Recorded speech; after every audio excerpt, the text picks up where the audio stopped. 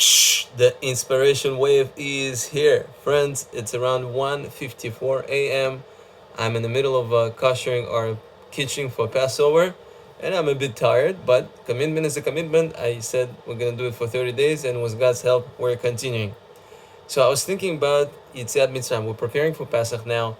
This is probably the most dramatic event in the entire Jewish history. This is what made us who we are. We're the people that left Egypt. We're the people that used to be slaves. We're the people that were persecuted and we went through so much suffering, but then we came out on the other end and we became free and we had this beautiful relationship with God, and He gave us ultimately the Holy Torah on Mount Sinai.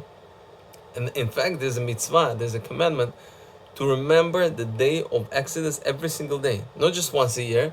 Once a year, we make a big seminar called Passover, but really every single day, we're supposed to remember about this experience, this dramatic experience. So, what do we actually learn from it? I think one of the things we learn from this experience of coming out of Egypt is that sometimes we don't know what we're capable of.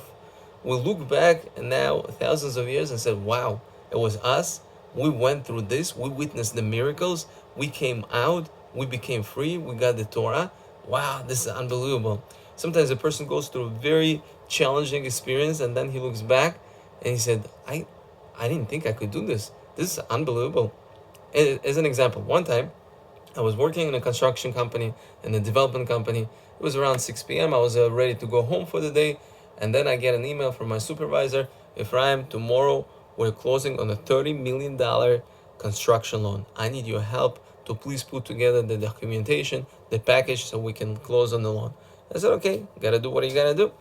And then I started working on the project, and shortly after I get a video call from my wife. She's crying, she's being nervous, she's like really emotional. I said, honey, what's going on here? And she shows me the video. My daughter's eyebrow is bleeding, it's split open, and she's like, please come home right away. I come home, I take my daughter to emergency room. They thank God they were able to patch up her eyebrow. She's fine. I took her home, put her back to sleep, and then went back to the office. I was working the whole night.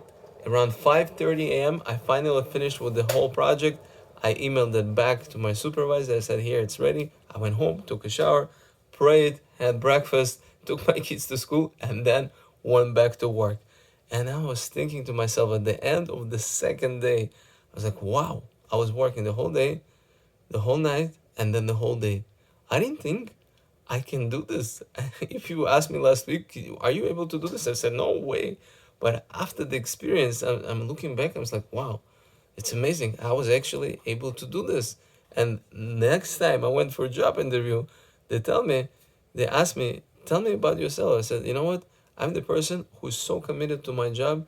And if I need to, I'm able to stay up the whole night and then work another day and 2 days in a row.